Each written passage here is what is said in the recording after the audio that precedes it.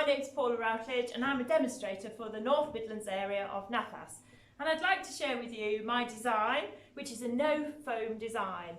I've used some of these gorgeous flocked, I think I could describe them as, branches that I found in my workshop. And I've drilled some holes into this log slice. They were quite thick stems, so I've drilled holes big enough to put one of the garden split green canes into, and then I've attached the branches to the split cane to secure them. So they're all nicely secured on there.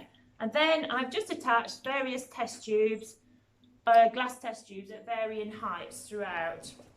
And before I put my flowers in, I just like to add in some of these Midlino extenders. I've been busy making some of these. They're fabulous for just adding that little bit of colour that you might not be able to get with a flower, a different texture, and of course a bit of movement that can give you some rhythm throughout the design. And they're so flexible. Now, to make these Midlino extenders, inside here is one of the longish pieces of aluminium wire, the real soft wire that you can bend and it never ever kinks. And then basically I've bound it with yarn or wool if you like, and it just makes something really useful for lots and lots of designs. You can make this an actual structure, maybe to fit over a vase and feed your flowers through, or you can just add it in like I am as part of the design. And it's just nice, it just gives it that, just gives the branches a little bit more definition if you like, and a little bit more depth. I'm going to add this other pink one in here. But before I do, so I can get them in, I've got these just to add a little bit of weight to the base and balance out the top. I've wrapped some wicker balls or spheres with matching yarn. So I've got a couple of pink in there, and there's a green one. So I've just got a little trio there of those, which just links nicely with the wool. Oh, you can have so much fun making these. I literally do them in front of the TV on a night too. Well, it keeps me awake, stops me from falling asleep while I'm watching Gardener's World. I got fed up of trying to catch up on the old catch up. So I do something like this. It's quite therapeutic, just keep winding. So I've made quite a few, all different colours that will work into designs that whenever I need them, they're there. They're all stored in the workshop ready to use. If you want to know how to make them, Hitomi Gilliam's got a fantastic tutorial video on YouTube, so you can have a look at it there. So I've just put those in through there, but I'd like to get some flowers in now. Now all my flowers are from the garden. We grow loads of cut flowers here. I'm literally cutting flowers out of the garden every day to use in various things. And we've grown these delphiniums. Now you might think it's a little bit late August time to be seeing delphiniums. Our established delphiniums in the garden have actually finished, and they've all been cut back now.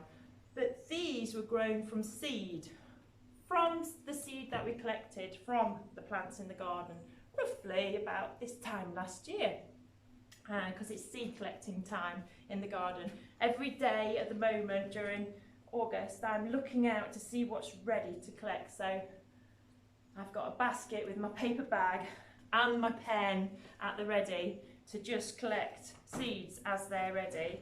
And that's what I did with these. And then we sowed them in February this year, pricked them out into little 9cm pots, grew them on a little bit, and then I planted them out literally about 8 weeks ago. And this is what we've got after 8 weeks. So they're great for this design because they will fit quite easily, apart from this one, it's quite a chunky one. They're mostly very slim stems, so they can slip into the test tubes quite easily, whereas the ones in the garden, the stems are just too chunky. You can't actually get those in. I think it just needs one bit of white down the bottom here. I'll cut that one quite short. So I cut everything out of the garden last night, always cut in the evening when the plants have had time to cool down, when the sun's gone in, and then I'll condition them in a nice deep bucket of water overnight. I like to give them an overnight soak really, and then they're lovely and turgid and ready to use the next day. Cosmos. Now this is just so pretty in the garden. It took a little while to come into flower this time. I had so many people say, why aren't my cosmos in flower? But they do need a little bit of heat before they decide they're going to come. But once they come, they flower right through till, well, October. I've seen them in flower in November, well, really until the first frost finishes them off. They are an annual, of course, but they can reseed themselves into the garden. So if you've got some growing, you might expect to see a few more growing from seed next year. But I just love them. So the cosmos is quite a nice, it's a light flower. It's a nice thin stem to use. It just dances about in the garden, quite tall and delicate amongst all the other flowers that are in flower at the moment. I thought this was a perfect match for this wall. It's just the right colour, and it's a different form as opposed to the linear form of the delphinium. It's a nice rounded form that just gives you that nice contrast in the design. I'm just floating a few of those throughout to balance it out and bring your eye around the design. I do love them. So it's been a really good growing year this year in the garden, and we've certainly had more time than we usually do to grow more things. So I've had some fabulous new varieties of dahlias this year. I've really enjoyed the dahlias, and I will enjoy them until the first frost, because every day just new buds keep appearing. And I've been doing lots of things really to try and get ready for next year's demonstrating. So I've been thinking about creating new demonstrations, and I've thought about 2 more to do, 2 brand new demonstrations, looking at all the stuff that I've got in my workshop. It was either throw it out or use it in something. And one of my new demonstrations is going to be titled Rustique, and this is partly named after an area show that we were due to have here in October, which has obviously been postponed till next October, and also inspired partly by all the rustic containers that I have in the workshop, all the pieces of bark and pieces of driftwood, and I thought, oh, I'm surely I can put them to use during this time. So I've done that, and I've created another one called I Can See a Rainbow. So that's going to be quite a polychromatic demonstration. I've not done it yet, but I've got a few ideas. You know what it's like. You just lie awake at night, don't you, thinking about these things? Well, maybe you don't, but I do. I've got some of the lovely amaranthus. So the Love Lies Bleeding, we grow this in the green, and we also grow it in the very lovely dark claret colour. It's a fab flower to grow. It grows ever so well on our heavy clay. I just literally keep cutting and cutting it. I thought that worked quite nicely with the yarn there, the lovely, it's almost like a soft light apple colour, and they're toned in quite nicely there. It almost looks like wool itself, doesn't it? And this will be dried over the next few days.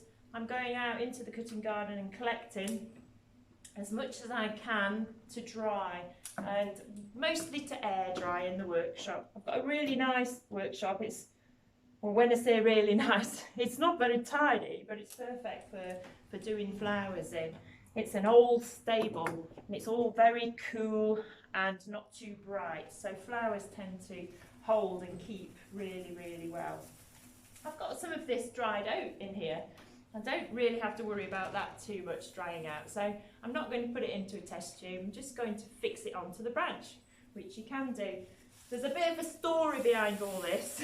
I have got literally 100, or I did have 100 bunches. One night I was ordering my flowers, and it was too late, seriously, to be on the computer, and I must have clicked 100 instead of 10 bunches.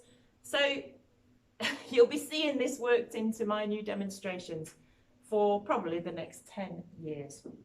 But it's a really nice thing to incorporate in. It's nice to have some dry material in the workshop to use, especially in the winter. Of course, you can do all sorts of things with it anyway. You could spray it a different colour. But I thought it'd lend itself quite nicely to this. It'll just give it a nice organic feel. I might just slot a few odd stems in just around the edge there, just to give it that nice natural, almost country field look. And we'll bring it right up to the tip there. It's just such a nice light material and it's got a bit of sound to it. Put that around there. Another flower that I'm bringing in to dry at the moment is the ever so lovely Helichrysum. So this is my basket and this will fill up over the week. I take this out and I just snip the heads off the actual flowers because the stems just wither away very quickly, and I only really need the heads because we just put them onto a wire, and that's what I've done with a few. I thought I could just, again, I can just attach those on to these branches very, very easily. I love the sound of the Helichrysum. You can't mistake it, its common name, the straw flower. I do recognise sounds of flowers also sometimes. We've also got statice out in the garden, so I'm going to bring quite a bit of that in tomorrow. We've got the purple and the pink and white growing out there. Very useful in the winter. It's like when you're growing vegetables and things for the freezer. You almost appreciate them more in the winter when you get them out, and it just brings back that memory of you growing them in the garden, and it brings back memories of summer, I always find. So in the winter, whilst I'm demonstrating and using these straw flowers, I shall be thinking of this beautiful weather that we've had this year, and I'll be thinking about my beautiful cutting garden. So I've just added in some of those just as a bit of repetition throughout. You might not be able to see it too detailed on the camera from there. I might just bring the camera in when I finish so you can actually see them.